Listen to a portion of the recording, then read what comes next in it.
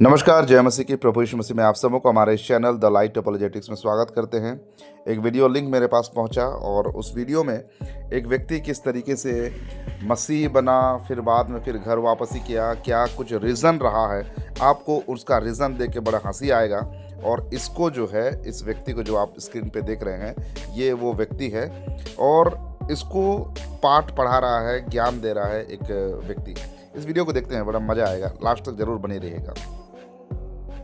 चल रहा था और मैं पढ़ाई कर रहा था। बचपन में मेरी माँ गुजर गई, तो उससे मेरा और उलझन हो गया। सारा घर परिवार का बोझ भार मुझ पे पड़ गया और मेरा पढ़ाई भी छूट गया जी। इसके बाद कुछ दिन के बाद मेरा रास्ता भटक गया, धर्म रास्ता भटक गया। कुछ 7-8 साल तक मैंने ईसाई धर्म अपना लिया। अच्छा, आप ईसाई हो गए थे? जी गुरुजी। माइक पास में लगाइए। मैं सब कुछ उसमें लिखा हुआ। हाँ।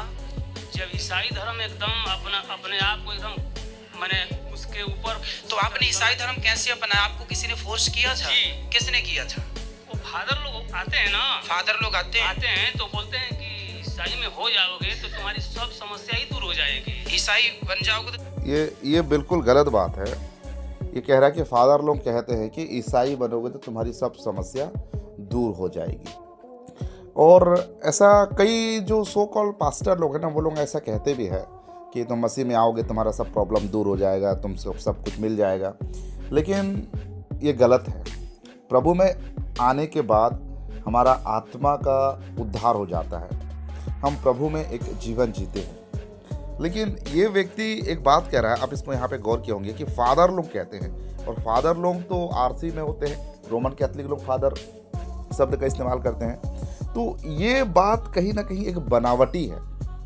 ये लोग जो बात कर रहे हैं ना, ये बनावटी है। क्योंकि फादर, सिस्टर, ब्रदर, ये सब फिल्मों में देखते हैं लोग। और क्रिश्चियनिटी का एक छवि इस तरीके से ये लोग बना कर रखे हुए हैं कि Santa Claus, Christmas, father, sister, mother, ये सब को ये लोग क्रिश्चियनिटी कहते हैं। तो ये लोग अपने स्क्रिप्ट में क्रिश्चियन को प्रेजेंट करना है, क्रिश्चियनिटी को अगर दिखाना है तो फादर शब्द का इस्तेमाल करना है। लेकिन कोई भी फादर जाके कहीं प्रचार नहीं करता है, ठीक है। और ये कभी कोई फादर ये नहीं कहेगा कि तुम यीशु मसीह को अपनाओगे तो तुम्हें सब कुछ मिल जाएगा। लेकिन ये सो कॉल्ड जो पास्टर लोग होते हैं ना, जो केवल अपना धंधा करते हैं, मतलब लोगों से चंदा कलेक्शन करने वाले, ये लोग इस तरीके का बात करते हैं, जो पंजाब में ये बहुत ज़्यादा चल रहा है। तो यहाँ पर ये लोग जो चीज़ों को दिखा रहे हैं, ये बिल्कुल बनावटी है। आगे बने रहिए, मज़ा आएगा। थोड़ा लंबा है वीडियो, लेकिन बहुत कुछ आपको यहाँ पर इंटरेस्टिंग लगेगा। बने रहिए। सब समस्या दूर हो जाएगी, ऐसा उन्होंने बोला, फादर ने। हाँ, ऐसा बोला। फिर यीशु मसीह को प्राप्त कर लेता है जो आदमी, उसका आत्मा भटकता नहीं है मरने के बाद। ऐसा उन्होंने बोला। हाँ जी। मैं कई बार यीशु मसीह को प्राप्त करने के बाद आत्मा भटकता नहीं है। ये तंत्र मंत्र भूत प्रेत वाला बात कौन बोलता है भाई? बाइबल में तो ऐसा कहीं लिखा नहीं है कि आत्मा भटकता नहीं है। यीशु मसीह पर जो विश्वास करता है वो अनंत काल के जीवन में प्रवेश करता है। ये बात तो बिल्कुल सच है। लेकिन केवल विश्वास करने मात्र में ही बात परिपूर्ण नहीं होता है। लेकिन वो विश्वास कैसा होना चाहिए? बिब्लिकल विश्वास होना चाहिए, ठीक है। तो वो सारी बातें मैं ज़्यादा यहाँ पर एक्सप्लेन नहीं करूँगा। लेकिन यहाँ पर ये कह रहा है कि आत्मा भटकता नहीं है। तो कोई तंत्र मंत्र पढ़ दिया आत्मा नहीं भटकेगा, ऐसे कोई बात नहीं है। ये लोग पूरी जो है एक स्क्रिप्टेड बात यहाँ पर है। आपको आगे पता चल जाएगा कि किस तरीके से ये लोग अपने धर्म को सर्वश्रेष्ठ दिखाने के लिए दूसरों को नीच करके दिखाते हैं। दूसरों के अंदर में बेवजह ये लोग साजिश और षड्यंत्र करके लोगों के खिलाफ में जहर उगलते हैं। भाई, अगर तुम्हारा धर्म अच्छा है ना, तो अपने धर्म का अच्छी बात लोगों को दिखाओ। लोगों को नीच कह देने से तुम अपने आप को सर्वश्रेष्ठ नहीं कहोगे। आगे सुनिए इनका बकवास। सोच रहा था कि मैं कहीं ना कहीं इसको प्रचार दूंगा। तो ऐसा है कि जब कुछ दिन समय गुजरा, मेरा परिवार कैंसर से पीड़ित हो गई। अच्छा। मैं बम्बई में रह रहा था, तो घर पे, बलिया जिला मेरा घर द्वार है, 82 ग्राम है जी। तो वहाँ पर मेरा परिवार कैंसर से पीड़ित हो गई। फिर तो समझ लीजिए कि मैं आ करके अपने संस्था वालों से, ईसाई वालों से संपर्क किया। कहीं कुछ मदद नहीं दिया। अच्छा। कहाँ कहाँ आंध्र प्रदेश, टाटा मेमोरियल, बहुत जगह मैं गया लेकर के परिवार। यहाँ बनारस में भी लेकर आया है। 2 साल ट्यूमर फूटने के बाद भी वो जीवित रही। अब मर गई। अच्छा। मरने के बाद उसी के अनुसार, नियम के अनुसार मैंने उसका दाह संस्कार किया। अच्छा, क्रिश्चियन के अनुसार। जी। लेकिन देखिए, मैं भी कुछ पढ़ा लिखा हूँ, मुझे इतना मैंने चर्च में कुछ भाग लिया करता था मैं। यहाँ पर आप एक बात गौर किए होंगे कि इसके समस्या जब प्रॉब्लम आया तो कोई किसी ने इसका कोई मदद नहीं किया, एक रुपया की मदद नहीं किया। इसकी वाइफ है, शायद परिवार बोल रहा है, मतलब इसकी वाइफ को कैंसर हो गया तो किसी ने कोई मदद नहीं किया। तो ये आया ही क्यों था? अगर हम इसकी बात को अगर हम सच भी माने कि ये मसीह बना था, तो इसका जो विचार, इसका जो चिंता क्या था, इसका जो मतलब यही था कि इसको कुछ सहयोग मिले, कुछ सपोर्ट मिले, कोई पैसे मिल जाए, ठीक है। और ये देखा कि भाई साहब इसको कोई सहयोग नहीं मिला, कोई पैसा का सहयोग नहीं किया, तो क्या किया ये, फिर बाद में क्रिश्चियनिटी को ये बदनाम करना शुरू कर दिया, ठीक है। तो यहाँ पर एक और बात तो यहाँ पर क्लियर हो जाता है, ये लोग जो है मसीहत को, क्रिश्चियनिटी को, ये लोग कहते हैं कि क्रिश्चियन बनने से पैसा मिलता है। कहाँ मिला भाई इसको? तू तो बता दे यहाँ पर भाई। हाँ दादाजी, तू अगर कह रहा है कि तुझे पैसे नहीं दिए, तो देखो तो तेरे को तो पैसा मिला नहीं, है ना। वहाँ पर कोई सहयोग नहीं किया। अगर सच में कोई पैसे देकर अगर किसी का धर्मांतरण करता है तो भाई पैसे देकर तुझे तेरा जो परिवार को संभाल लेते। हाँ, तो ये दो तरफा बातें क्यों कर रहे हो? एक तो कहते हो कि मसीह लोग जो है पैसे देकर लोगों का धर्मांतरण करते हैं, और दूसरा तरफ ये दिखा रहे हो कि हमको पैसा नहीं मिला।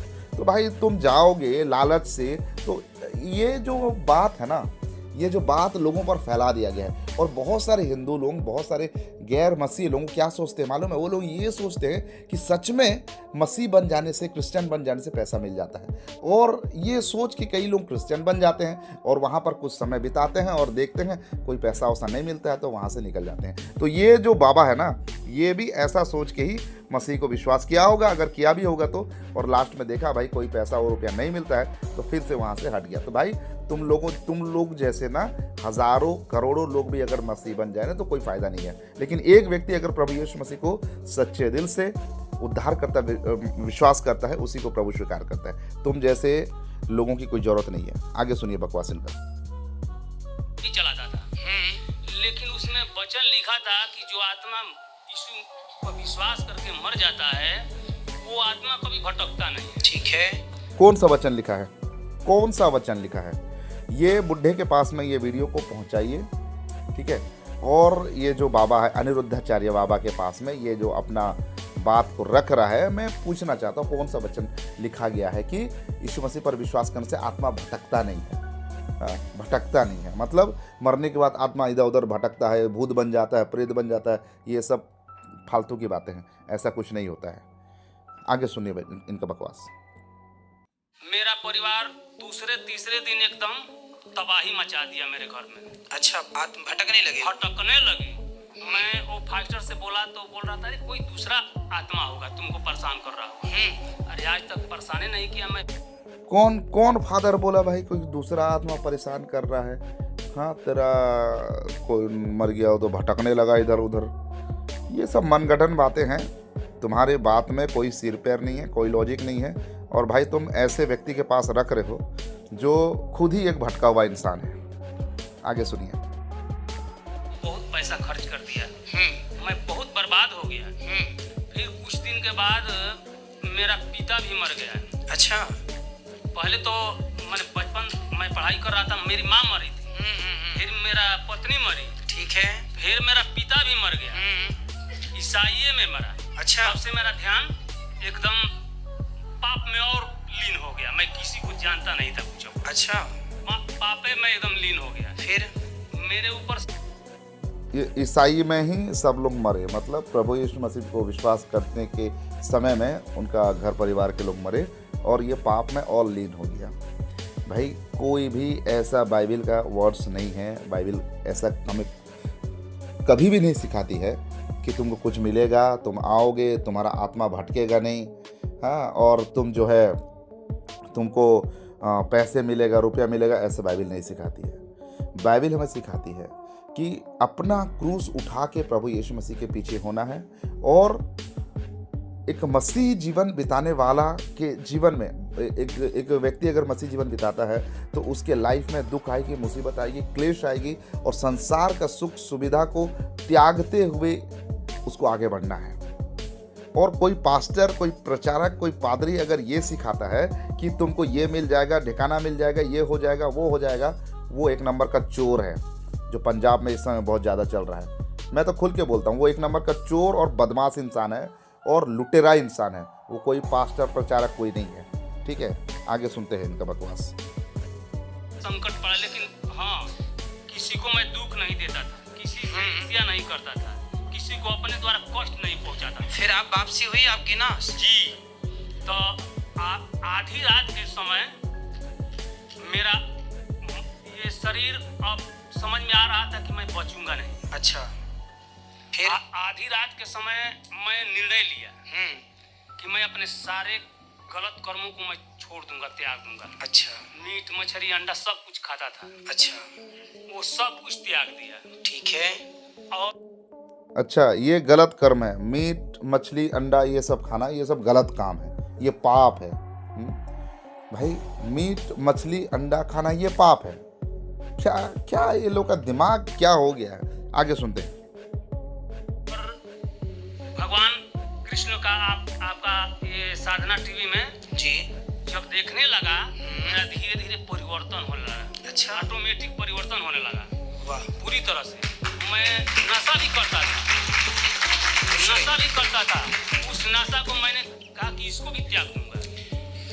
वाह, ये नशा भी करता था, ये नशा भी करता था, और ये खुद को कहता है कि मैं मसीह भी था।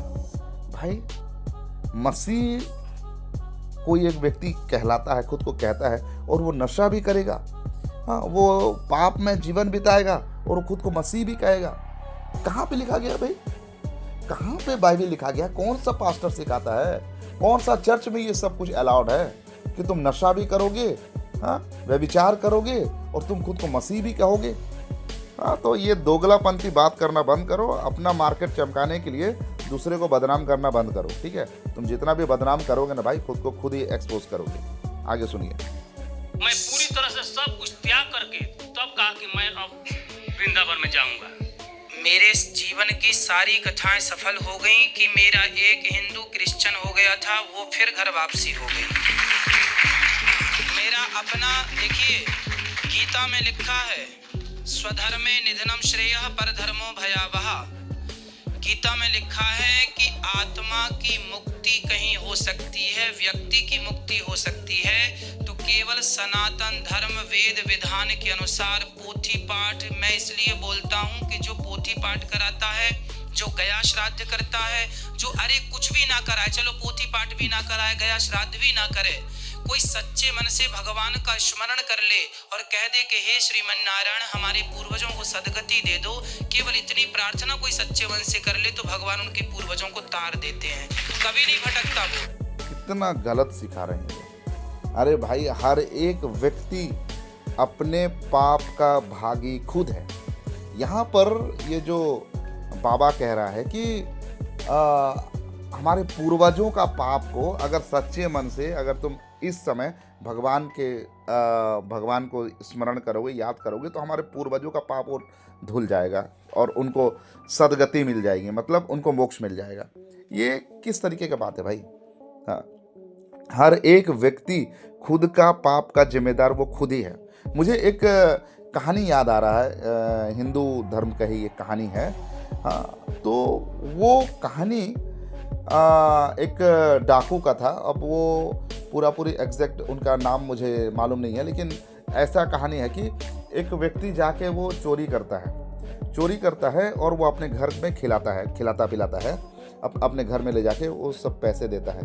तो एक बार एक साधु व्यक्ति जाके उस चोर से बोलता है कि भाई, अगर तुम ये जो चोरी कर रहे हो तो ये जो पाप का काम कर रहे हो, इसका भागीदार कौन होगा? तो वो चोर कहता है कि इसका, मेरा जो पाप का भागीदार सब लोग होंगे, मेरे घर वाले भी होंगे जो लोग खाते हैं, क्योंकि मैं उनको देता हूँ। तो वो अपने घर, तो ये कहता है, ये साधु कहता है उस चोर से, तू अपने घर में जाके पूछ किया। तब वो जब अपने घर में जाके पूछता है, मैं जो चोरी करके लाता हूँ तुम लोग को देता हूँ, तुम लोग मेरे पाप के भागीदार होगे कि नहीं? तो घर वाले बोलते हैं, नहीं भाई, तू तो हमको कमा के ला के देता है, हम खाते हैं, चोरी तू करता है तो तेरे पाप के भागीदार हम कैसे होंगे? तो फिर वो उस साधु के पास जाता है, फिर वहाँ पे भगवान का नाम जपना शुरू कर देता है। तो हर एक व्यक्ति खुद अपना पाप के भागीदार है। कोई व्यक्ति किसी के क्षमा मांगने से, किसी के स्मरण, भगवान का स्मरण करने से किसी दूसरे व्यक्ति को मोक्ष नहीं दे सकता। ये सरासर गलत है। ये लोग अपने ही बातों में स्थिर नहीं है, ठीक है, अपने ही बातों में ये लोग स्थिर नहीं है। तो बाइबिल हमें ये सिखाती है कि मैं मेरे पापों का जिम्मेदार, मेरे अनंत काल का जिम्मेदार मैं खुद ही हूँ, ठीक है। तो यहाँ पर ये बिल्कुल भी गलत बात है कि स्मरण कर दोगे तो तुम्हारे पूर्वजों का जो मोक्ष उनको मिल जाएगा। कैसे उल्टी सीधी उलूल जुलूल बातें कर रहे हो भाई? अपने बातों में तो कम से कम अड़े रहो। और ये बाबा जी को देखो ना, कितना बकवास कर जा रहा है। आगे सुनिए इनका बकवास। आप वो जो क्रिश्चियन लोग हैं ना, ये हिंदू लोगों को बरगला करके, फुसला करके, लोभ दे करके, लालच दे करके, उल्टी सीधी बातें करके आज भारत में तरीके से, तेजी से धर्म परिवर्तन का काम चल रहा है। ये तो भाई एक रटा रटाया तुम लोगों का एक स्क्रिप्ट बन गया। बस कहीं पे भी शुरू हो जाते हो लोभ दे के, लालच दे के, बहला फुसला के। लेकिन यहाँ पे कौन सा लोभ लालच दिया गया? कम से कम बाबा जी को तो पूछ लिए होते। जो तुम्हारे सामने एक बाबा जी खड़ा है उसको पूछे होते कि तुमको क्या लोभ दिया गया, क्या लालच दिया गया। यहाँ पे तो ये बाबा खुद बोल रहा है कि मुझे कोई पैसा नहीं मिला। ये खुद बोल रहा है कि भाई जब मैं बीमार था, मेरी पत्नी जब बीमार थी, उसको इलाज करने के लिए किसी ने 1 रुपया मदद नहीं किया। तो कैसे तुम कहोगे भाई कि लोभ देके, लालच देके? अरे भाई कुछ अपना जो थोपड़ा जो रखे हुए हो ना, पूरा तो क्या क्या लगा दिए हो, लेप लगा दिए हो।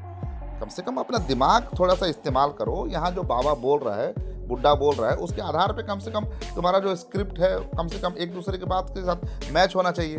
कोई सिर पैर नहीं है, कुछ भी मुंह उठा के बकवास कर देते हो। आगे सुनते हैं। किताब मेरे को दिए थे, कहे थे लोग कि इस किताब को अपमानित भी नहीं करना है, मैंने कहीं बिगना भी नहीं है जी। तो मेरे मन में आया कि मेरा परिवार, मेरे जीवन संगनी जब खत्म हो गया, चली गई, तो ये किताब क्या रह करके करेगा? पूरी तरह से भड़काए थे जी, इसको अपमानित नहीं करना है तुमको, नहीं तो और बर्बाद हो जाओगे। अच्छा। मैं ले जा करके सारा किताब जाल दिया, जला डाला जी जी। जब मेरा जिंदगी खत्म हो गया तो इसको रहने से क्या फायदा है? जी जी जी जी। और तो ये बुड्ढे बाबा जी है, ये पूरा किताब को जला दिया, जो बाइबिल उसको दिया गया था उसको जला दिया। खैर आगे देखते हैं, और थोड़ा सा बचा है, बस ऐसा ही बकवास है, थोड़ा सा देख लेते हैं। अभी भी मैं बहुत परेशान हूँ गुरुजी। अब आप परेशान नहीं रहेंगे। अब जो मैं कह रहा हूँ वो सुनिएगा। एक बात मैं आपसे निवेदन करूंगा कि जैसे आप वापसी किए हैं ना, अब 10-50 लोगों को आप और वापसी करिए, ये आपकी जिम्मेदारी है। इसी से आपको ईश्वर क्षमा करेंगे कि आप सबको वापस लाओ। हिंदू धर्म जो गए हैं अपने और लोग, उनको बताओ कि आप ये गलत रास्ते। बिल्कुल भाई, हम भी चाहते हैं कि घर वापसी करें। जो कचरा मसीह समाज में आए हुए हैं, लोभ देखकर कि हम अगर क्रिश्चियन बन जाएंगे, हम मसीह बन जाएंगे तो हमको पैसा मिलेगा। क्योंकि तुम लोग जो ना जहर घोल के रख दिए हो, तो आज इस देश में ऐसे करोड़ों लोग हैं जो जिनके पास कोई धंधा नहीं है, कोई काम नहीं है, कोई बिजनेस नहीं है, इधर उधर बेरोजगार होकर घूम रहे हैं, भटक रहे हैं। वो लोग चाहते हैं कि भाई हमको कुछ पैसा मिल जाए, और ऐसे लोग पैसा के लालच में आकर वो मसीह बनने का ढोंग करते हैं, और वो कचड़ा है वो सब।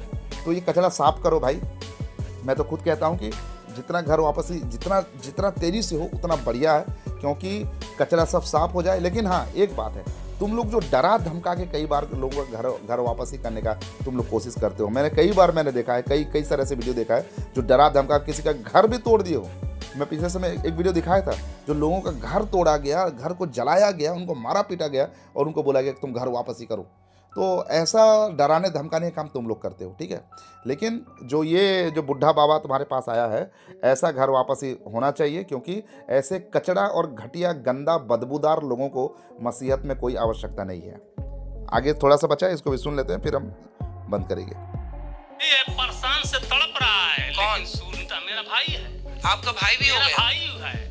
तो उसको मेरे से लेकर के कई परिवार हुआ था। अच्छा। लेकिन सबको मैं वापस लाया। अच्छा, सब आ गए? अरे वाह, सुंदर। सब लोग मेरे जरिए 20-30 परिवार हुआ था। हाँ 20-30 परिवार, लेकिन सबको प्रभु में धीरे धीरे अब सब आ सबको गए, ले आए? आ गए हैं। सब बहुत सुंदर, खुश नहीं। ठीक है, बहुत बढ़िया, बहुत बढ़िया, बहुत बढ़िया। सब लोगों को लाओ, हमको कचरा नहीं चाहिए। कचरा सब तुम ही लोग अपने डस्टबिन में तुम लोग डालो, ठीक है। तो हमको कचरे की आवश्यकता नहीं है। समझिए मेरे प्रियो, इस वीडियो को ज़्यादा से ज़्यादा शेयर करिए। ये लोग जो ढोंगी और पाखंडी का काम कर रहे हैं और सो कॉल खुद को धर्मी बताने का प्रयास कर रहे हैं, भाई तुम धर्मी हो ठीक है, लेकिन दूसरे को गलत कह के तुम खुद को धर्मी बनाने का जो प्रयास कर रहे हो ना, साफ साफ तुम्हारा कचरा सामने सब लोगों को दिख जाता है। सो आज के लिए बस इतना ही, मिलते हैं किसी दूसरे वीडियो के साथ। तब तक के लिए प्रभु आप सबको आशीर्वाद प्रदान करें। आप सबको नमस्कार, जय मसीह की praise the Lord, God bless you.